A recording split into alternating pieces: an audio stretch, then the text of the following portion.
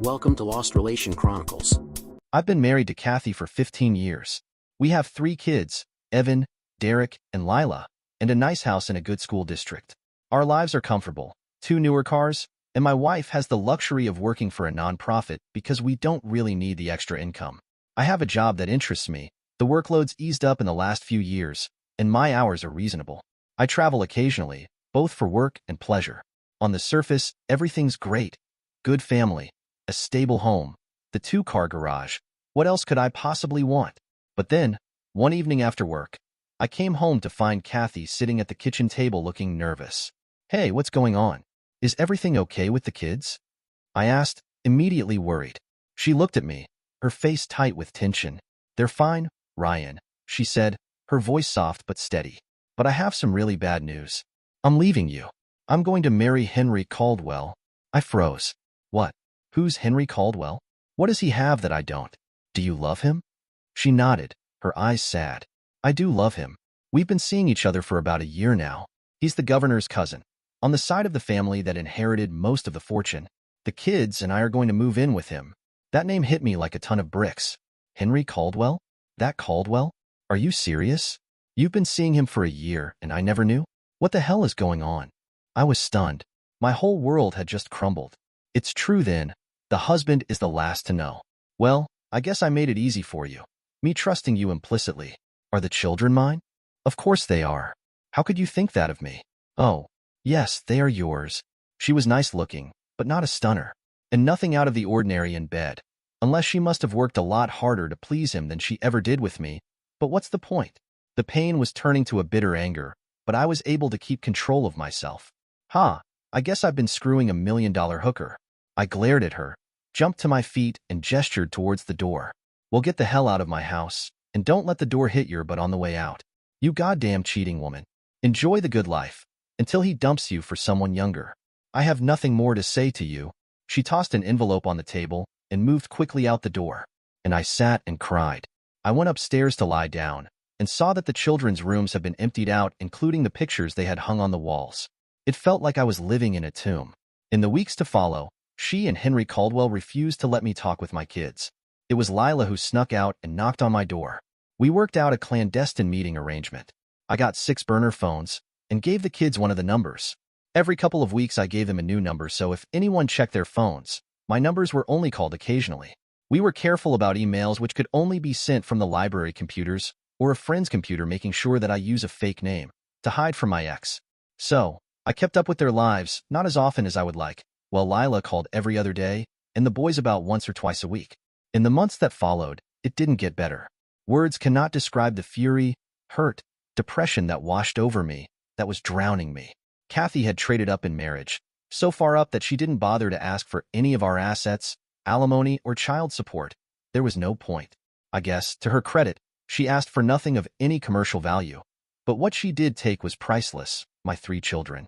We sometimes read stories where a woman is offered $1,000,000 to have sex with some guy. Usually it's women we wonder about, the assumption being that most guys would do it for free. The goofy part of that question is, who would pay $1,000,000 for sex, especially for sex with an average person? I guess that Caldwell has tens of millions of dollars, so I can see her bailing for that. Who knows, maybe it was love.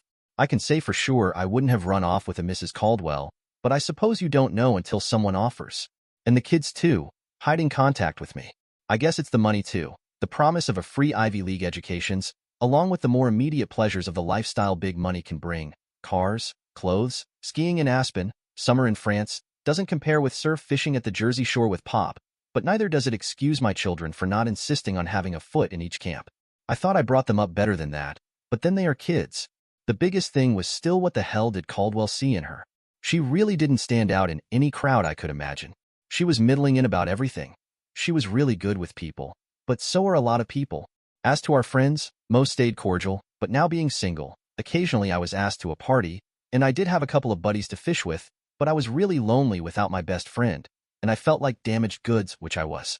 I thought of suing them, but my lawyer told me to forget it, that I really didn't have a chance. And for what? I make good money, $130,000 a year, which is a nice living, but against Caldwell? So, I caved and tried to get on with my life. Like I said, in that wrenched first year, I really had a hard time. My home was now just a house. Functionally, I was on the very edge of my children's lives. I wasn't fit to date women either. Really, it was my daughter that got me through that horrible year. I kept it together by immersing myself in work. I mean, what else could I do? I felt sorry for myself, buried in self-pity, rolled in misery like a dog in shit for almost a year. After 6 months of that, I sold the damn house and got an apartment in town, cut way back on overtime, and began to flesh out ideas I had come up with over the years, but were ignored by the elderly guys in management. I realized I was a better businessman than the fools running the company. Ever see clearly the way for the business to grow and prosper, but the management couldn't let go of the old business model they developed years ago which successfully built the business, but was wrong for today's world and was taking it down? It was like I was sailing on the Titanic with me, the only one who could see the iceberg. What could you do besides dress warmly and stand near the lifeboats, reading the launch instructions?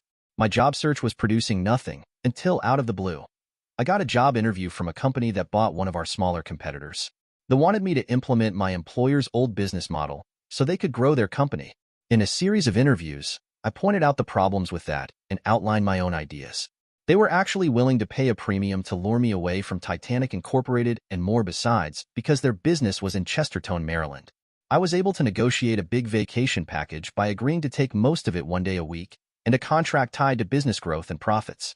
Apparently, they had had trouble getting people to relocate to a backwater. Charming or not, Chestertown is as chaotic in the summer as it is dead in the winter. I jumped at the chance to make a clean break of it, changed my email address, got a new phone number. Of course my children knew, but not their mother. Of course, in this age of the internet, if you live your life, you cannot really disappear, but I thought of it as a way to reinvent myself as neither my former employer nor my former wife valued me, and it helped to put them in the fuzzy light of the past. Now I didn't get big-time rich like Caldwell, but I did real well by my standards, and as the business took off, I was able to hire talented young people to implement the business plan. After a few years, I found myself with a nice equity position and began working from home a lot and let others do the day-to-day stuff. I rented a place for a while until I found a big 3-bedroom craftsman-style bungalow on a lot with a view, but within walking distance of Chesterton. The big demand here is for old historic homes, but houses from the 1920, 1930 are modern houses and pretty reasonably priced. As a bonus, it had $20,000 of woodworking tools and a heated garage that the old guy bought new when he retired, but never got around to learning how to use. I joined the local historical society, volunteered for this and that, put myself out there, as they say, but unfortunately, the selection of suitable mates was thin. I was 45 years old, relatively few single women in the 35 to 40 age group, and of the few of a suitable age. Well, I'll get shot for saying this, but the education level of the year-round residents was mixed, and the summer people were generally too high-end for my taste. One of the members of the Historical Society asked me if I could fix an electrical problem on his boat. I liked the old guy, so he and I spent Saturday on the boat, and I fixed a plethora of assorted problems. We took it out for a short cruise, and I found I liked sailing, and he liked company, so he taught me sailing. We worked out a trade. I'd keep all the mechanical/electrical stuff running. He's pay someone to the endless cosmetic restoration and cleaning, and I could take it out more or less at will. I just had to call in advance. If it was a day sail, often as not we would go out together. I should tell you that I could have bought the damn boat, but I'm cheap, and who wants the expense of owning and maintaining a boat? I was at the marina changing the oil in the auxiliary engine, and heard hoots and shrieks as a boat was ineptly wallowing up to the dock. I grabbed a boat hook and trotted over. Seeing the run of the tide, I called for the stern rope. They threw it short, but I could just hook it and pulled the stern to the dock, whereupon the tide pushed the bow in so I could catch that rope which was dragging in the water and tie them fast. The idiot at the wheel was drunkenly insisting I join their party for dinner at one of the expense account restaurants nearby. I had no interest in spending the evening with a bunch of honking drunks and politely demurred when a really good-looking woman came up beside Captain Rum.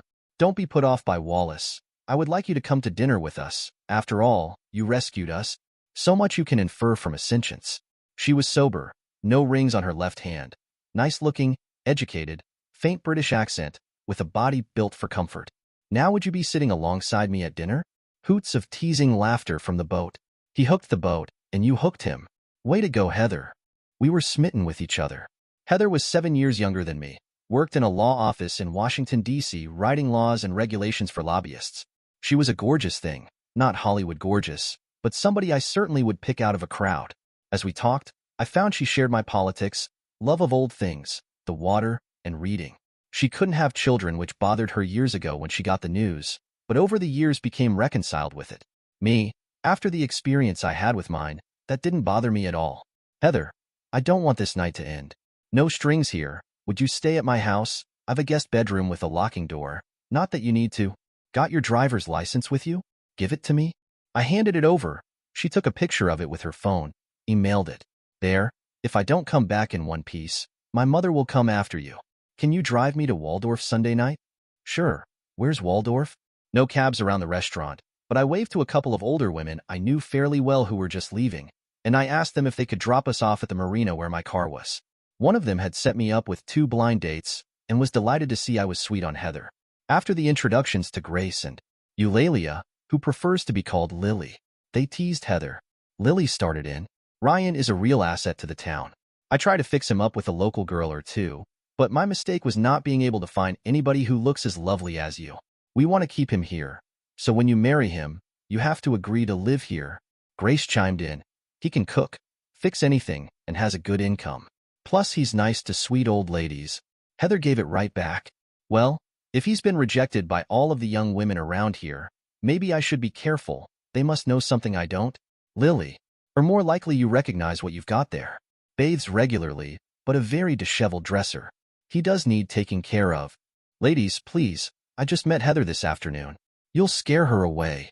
We didn't have sex that weekend, but the next weekend, we took the boat out, and we drilled like rabbits as both of us were ending a long dry spell.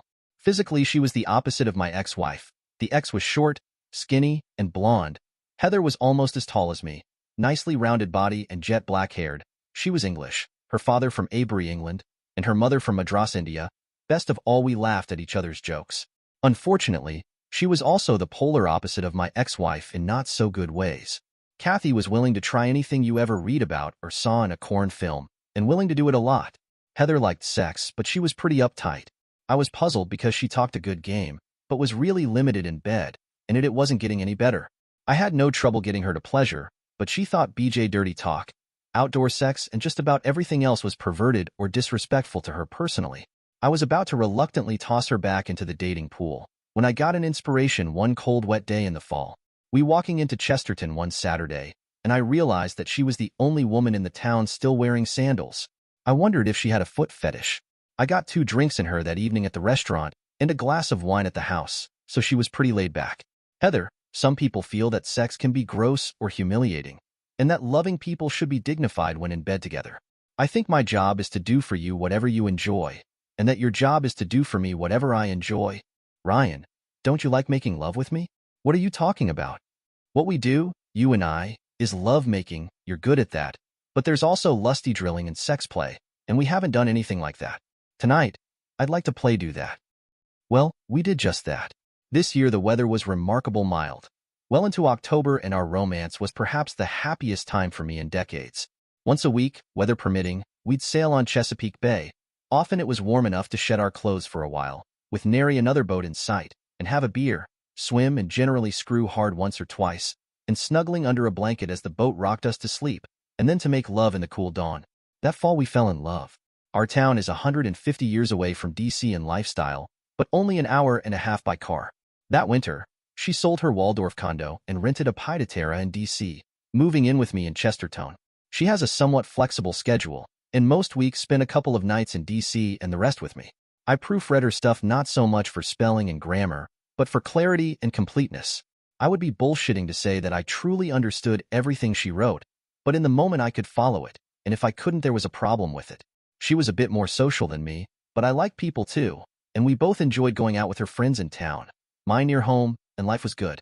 She had to head into D.C. one Sunday morning to prep for a case, and as luck would have it, the town council meeting I was attending wrapped up earlier than expected on Monday. So, I decided to surprise her by driving to her apartment. I got there around 9:30, but there was no sign of her. I called, but it went straight to voicemail.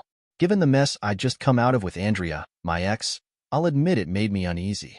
She called back about an hour later. Sorry, just taking a quick break, she said. I'll be working half the night. What's up? We chatted for a bit, and I was trying to figure out how to ask her where she was. Before I could, she volunteered the info. Well, it's turning into a hell of a week, she said with a sigh. We found out Sunday that our Chicago office didn't do a damn thing on the federal truck standards. So this morning, The whole team packed up and came to the Westin in Fairfax to get it all wrapped up by 2 p.m. tomorrow. I'll be lucky if I sleep at all tonight. The only good news is I'll be back in Chesterton a day earlier than planned. Her voice had that familiar mix of exhaustion and determination, and for a moment, I forgot about everything else. She was so damn driven, always on the move. Oh, good. Actually, the council meeting ended early, so I thought I'd surprise you. I'm at the apartment. Oh, you poor thing. Spend the night. I should be back about noon or 1. We can have lunch. I'd normally take you up on that, but I need to get back in the morning, and you'll be exhausted. Honey, I'm so sorry I missed you. At least I'll catch your scent when I slide between the sheets. I'll be missing you. I'll take a long nap at the apartment tomorrow and be home in time for a late supper. I love you. A week later, she said, I realized I have to shut my phone off a lot when I'm in meetings, or just so I can concentrate, but then I don't know who is calling, so I got a smartphone for just you and me. We can set it up so you can track me, that way you'll know where I am. I don't need to know that. I trust you. She laughed, and I trust you as well, but I have no secrets from you, and you never know. That phone feature may come in handy sometime for some other reason. So she gave me the gift of knowledge, which wasn't so good for Adam and Eve, but for me, I checked where she was a few times and never bothered again.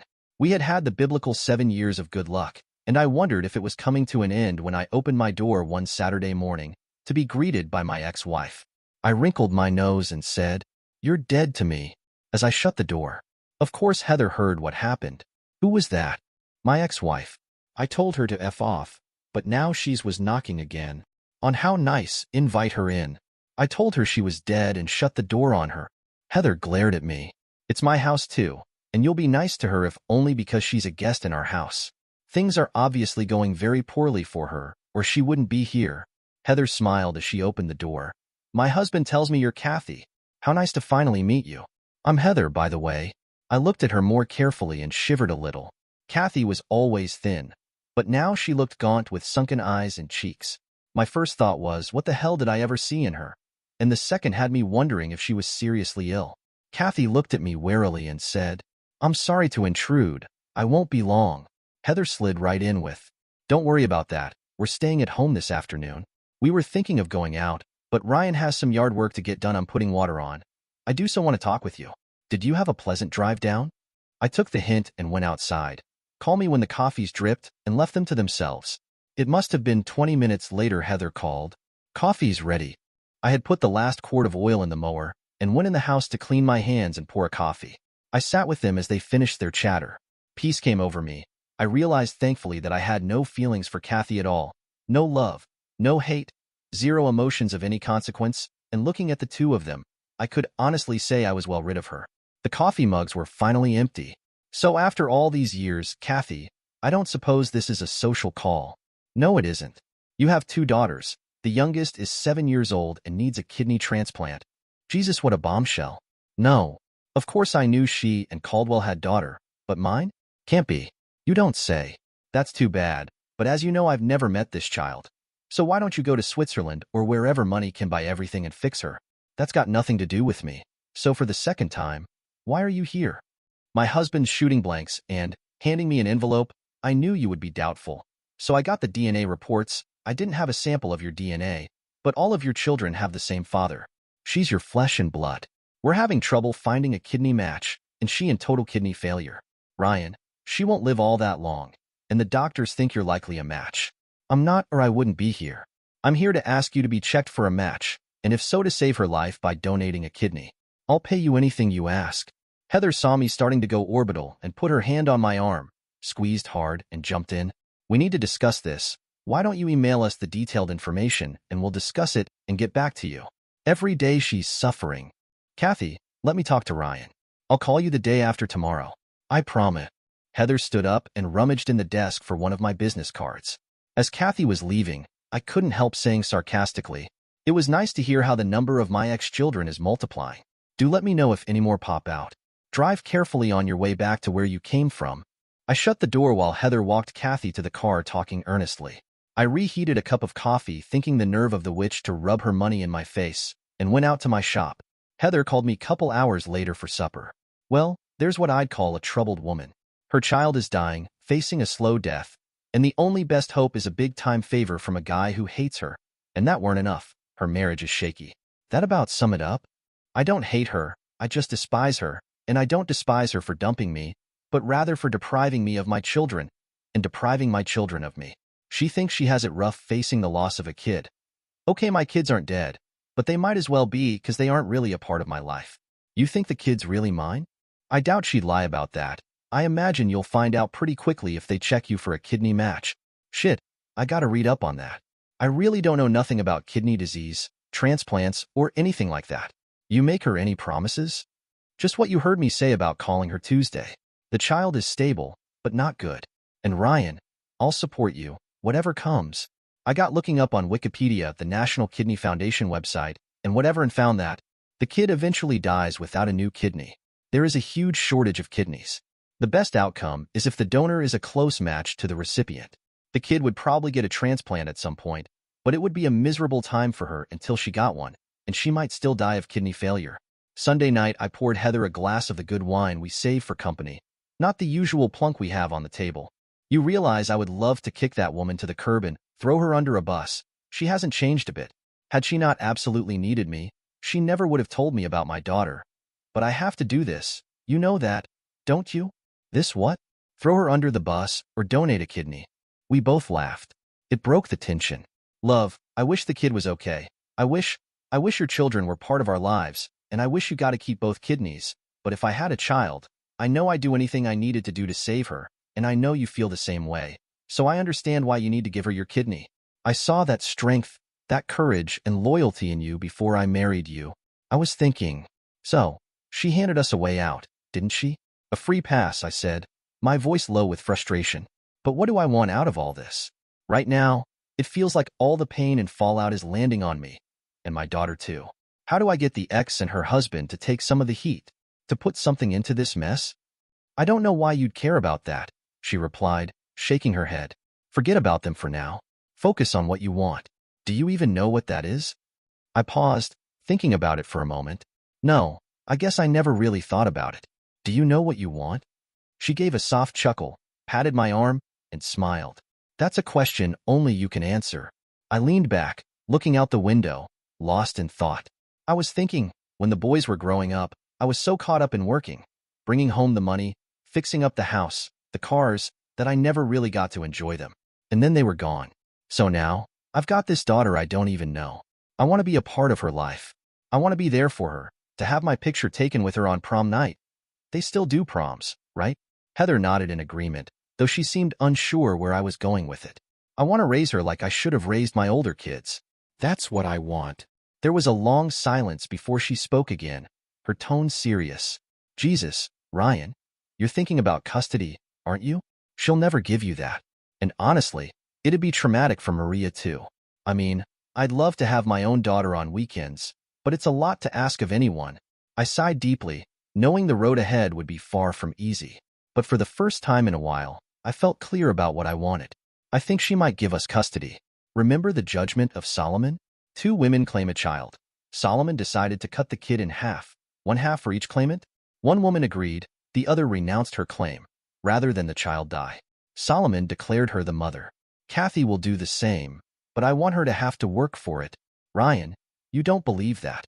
You can't make custody a condition of donating a kidney. A kidney for the kid for a kidney. What are you thinking? Lot of thoughts running around in my mind right now. You're right, I can't require custody as a quid pro quo. The kid gets my kidney. But I was thinking Kathy doesn't have to know that. I had worked hard to push the rage out of my heart years ago, and did a good job of it too, but seeing Kathy and the secret child, it came flooding back. I wanted revenge on Kathy too, but I didn't tell Heather that. That night we worked out the framework of a deal, and one of the lawyers Heather worked with offered to work it up into something nice, legal, and enforceable. Just before we went up to Greenville, I added a page at the end. Took me almost 20 minutes to find the same font the goddamn lawyers used. I wanted everything to match. Monday, she called Miriam and set up a family meeting between us, Miriam, her husband Henry, and my 3 older children. We stipulated that Maria not be present, which was only common sense. I went up the day before for a tissue match, which proved she was my daughter, and that I was an excellent match for a kidney donation. While I was doing all that, Heather spent the better part of the day visiting with Kathy and the children, and they got along quite well. The next day, Heather and I sat down with the Caldwells. Henry was clearly annoyed at the whole thing. Kathy was sick with worry, and my other kids weren't much better. They did look good, wearing quality clothing, expensive haircuts, perfect teeth. Well, I read up on all this, and the Kidney Foundation is a really good charity. I'd like to see them come out ahead on this. So it turns out that you were correct, Kathy. Maria is my daughter, and the good news is that I'm a good match to donate a kidney for her. But what you are asking me to do is to undergo major surgery, pop out one of my kidneys, and give it to a stranger. But she's your child, said my ex-wife. No, she's the child of Henry and Kathy Caldwell. I waved towards them. You all left my life abruptly and for good, and none of you ever told me about Maria until you absolutely had to. I have every reason to expect you'll cloister Maria away from me as well, just as soon as you get your pound of flesh out of me. Plus, this is all on me. Not one of you will have shed a drop of blood, not a minute of pain. I mean, you folks don't have any skin in the game, do you? Sorry, but the continuation of my genes isn't that big a deal in my life. Kathy's face was contorted in anguish. There has to be a way. We'll do anything to save her. Anything you want. I paused a bit for dramatic effect. What will it take, you ask? Well, two things. For one, I want some time with my daughter. 72 days a year. 20% her time she'll live with Heather and I. Kathy, would you think that's fair? What's that? 2 weekends a month? Well, that'd be 48 days, so add a week or two in the summer, that's about 15% of the time. So, okay, I would get her 15% of the time and you 85% of the time. Okay, so you agree that would be fair. She looked at her husband, who shrugged and said, more than fair. I think so too. We agree on that. Now consider what I will be going through. Perfectly healthy, getting cut open and an organ removed to help someone else live. How many of you, in my place, would be willing to do what you are asking me to do? Raise your hand. The three women's hands shot up, my two sons a few seconds later, and hesitantly Henry's hand. So you'd all be willing to do what you want me to do?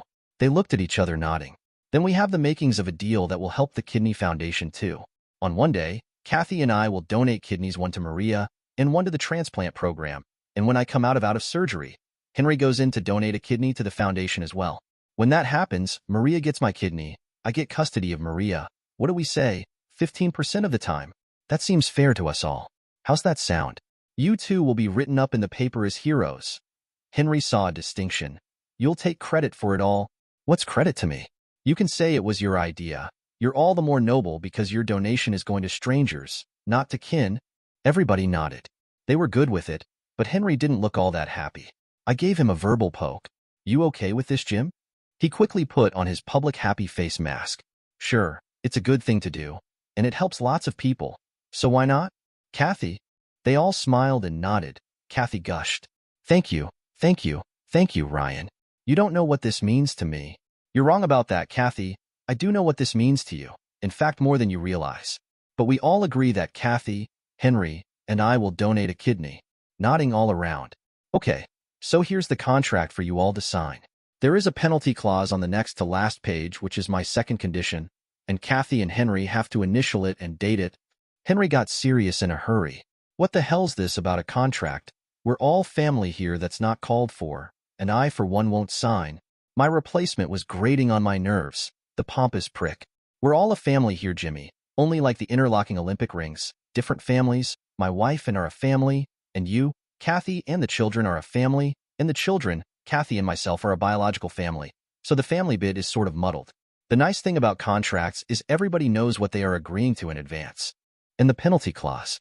If for any reason either of you cannot or will not donate a kidney, Heather and I get custody of Maria. She takes my last name. And the custody figures, which we all agreed were fair, or reversed. We get her 85% of the time. You get her 15% of the time. Of course, we'll ease into this. But if one of your reneges, she'll be registered in the spring for school in Chesterton. Pandemonium. I had to raise my voice. People. If you all go through with the deal, you get what you all agreed was exactly what you all felt was fair. Only if one of you Welches, do I get custody of just one. Just one, mind you. Just one of my 4 children. Let's not be greedy here. Kathy spoke up. We'll take it. Maria lives. That is the big thing here. It's what we all want. It's win-win. She grabbed a pen and signed. Henry balked. So, Jeff, what happens if you don't go through with it? Kathy and I donate kidneys. You do nothing and Maria dies. I smiled. Good thinking, Jimmy. Of course, I come out of surgery before you go in, but there might be a problem of some sort. Here's a letter from the Kidney Foundation that in return for 2 kidneys donated to the foundation, They will put Maria at the head of the list. But you have my word I will go through with it. What more assurance can I give but my word? Kathy was melting down. Sign it, Henry. For our daughter's sake. Henry was hesitant. I'm not sure she's... Kathy jumped on him. Shut up. There's no good way to finish that thought. Sign the goddamn thing. A week later, Kathy went under the knife. And as soon as the surgeon took a piss and changed his scrubs, they cut into me. After I came out of the anesthetic in the ICU, they moved me to a private hospital room. Heather had been with me in the ICU, but as soon as I was settled in the private room, she and Lila came in talking with each other. I got an update on Kathy, and Heather telling me the doctor said I was fine. Lila looked me in the eye and told me she regretted how Henry and Kathy had tried to demonize me. Dad, it was like some kind of almost cult thinking, like a sacrifice we needed to make for the future. I mean, it's stupid on the face of it now, but we were kids and Henry and Mom, they were all on a different planet. She started crying. I'd hold you in my arms and hug you, but I'm not up to it at the moment. Heather was right there. I can hug you, Lila. I forgive you and your dad as well. Come on. You were a kid then, and you did what you could. But in the future, Ryan and I want you to be an integral part of our life. My son Evan came in the door at that point. Good, you're awake. I'm going to donate a kidney too. I signed up for it while you were under. Henry bailed. By the way, he's postponed it into the indefinite future, but it'll never happen. Gee, Evan, I don't know, is that such a good idea? You've got your whole life ahead of you. I don't know. You don't have to, you know. The deal is done. Your kidney doesn't let him off of the hook. That had nothing to do with it. Maria gets to live with you guys. That's all to the good. I think Maria will be better off. I just gave my word. I said I'd do it. I mean, if my mother and my father could do it, and it is a good thing to do, you know? I've been watching Maria suffer, and as I understand it, they may be able to split my kidney and help 2 people. You had Jimmy figured out, didn't you, Dad? You knew he wouldn't go through with it, and he absolutely hates to be called Jimmy. We'd get grounded for 2 weeks calling him that. Heather was looking at me as it dawned on her how I engineered this thing. I figured he wouldn't give anybody a pound of flesh, but I didn't want to admit it. But better yet, he would be the goat for Kathy losing her daughter. I really don't know Jimbo at all, never laid eyes on him until a week ago. He does seem like a bit of a stuffed shirt. He's not one of us, is he, Dad? You tell me. He may be nothing to me, but I rather think he loves you too. That week began the rest of my life. At first, when we had Maria for the weekends, one of her brothers or her sister would bring her down, and often enough the 2 of them would stay the day, returning in late evening, and the wife or I would take her home Sunday. Pretty soon we had them, Maria and whoever drove her down for the whole weekend. When that all went well, we went a Thursday night to Sunday night. Often enough I had my friend's boat, so we sailed and fished and swam all summer. We took Maria and her sister on vacation seeing the sights of Washington, D.C., and then took the boys on the same tour. We extended the trips an extra day because we couldn't get the kids out of the Smithsonian. At the end of summer, Kathy came down with Maria. The 2 of us chatted. She was more relaxed and happier than I could ever remember. Heather gave us some time together. Ryan, you know Henry and I aren't getting along well, don't you? No, actually I didn't. Heather and I are going great though. Maybe you ought to chat with her. You guys must have done something right in years past. The kids turned out well. Henry hasn't really done much in the parenting department, you know? He was more of an older playmate than a father. Yeah, well, I guess it put a lot on you and the help. From the little I've seen of him, he's not one for sacrifice and hard work. Well, with enough money, you can sit around and fritter your time away, I guess. Did you intend to drive a wedge between us? Kathy, when you bailed on me, you didn't give 2 shits about me. And now I really didn't give a thought to you. First of all, like you, I wanted Maria to live a normal life, and secondly, I wanted my children back in my life. I am willing to share, but I resented greatly that you yourself would not. More than the divorce, I resented that. Well, that's all water under the bridge. I'm good with it now. So, what's your problem with him? By him reneging, I lost Maria, my baby, and now he's cheating on me too. I damn near choked, which morphed into a chuckle and the look on her face. I started hearty laughter. You worthless woman. You were happy enough when you were cheating on your husband and denying him his children, weren't you? You really expect sympathy from me? Turnabout is fair play. Well, believe me, I really do know how you feel, and agree no one should have to give up a child. Better line up a good divorce lawyer.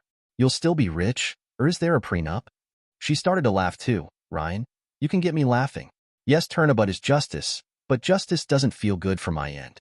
There is a prenup, but yes, I'll be rich. But not happy. That last bit is on you. Somewhere along the line, you missed an essential fact of life. You have to find out what makes you happy, and then find someone who will enable you to do whatever it is that makes you happy. Only you can figure it out and make it happen. So what if Henry is not the man? Cut your losses and develop an exit strategy. Do what you did last time. Start looking, and when you find someone to be with you, someone to help you through the divorce, at least, dump your second husband and marry your third. You're well preserved. Skinny is still in fashion. You've got money. You play golf, tennis, and probably still great in bed. What are you lacking? Seriously, give Heather a call. Whatever she did when her husband left her worked for her. She can at least commensurate with you more than I can. I started laughing again. I couldn't help myself. Kathy left in late afternoon. Later, Heather, Maria, and I walked into town for supper and back home. That night in bed, I told Heather about our conversation. So, you told her Henry was just doing to her what she did to you? That wasn't nice, and she stifled a laugh. You think she was making a run at you? That's an old-time phrase, isn't it? Make a run at you. Don't be silly. She sees how happy I am, how much you and I love each other. Besides, I told her to talk with you, that whatever you did after your divorce worked out fine for you.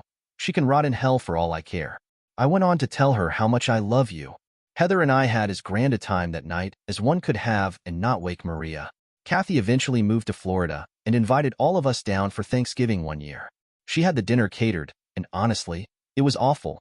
Nothing like the home-cooked meals we used to have. After that, the kids started alternating between spending Christmas with her and New Year's with us. We also made it a point to all get together for a big 4th of July picnic in Chestertown.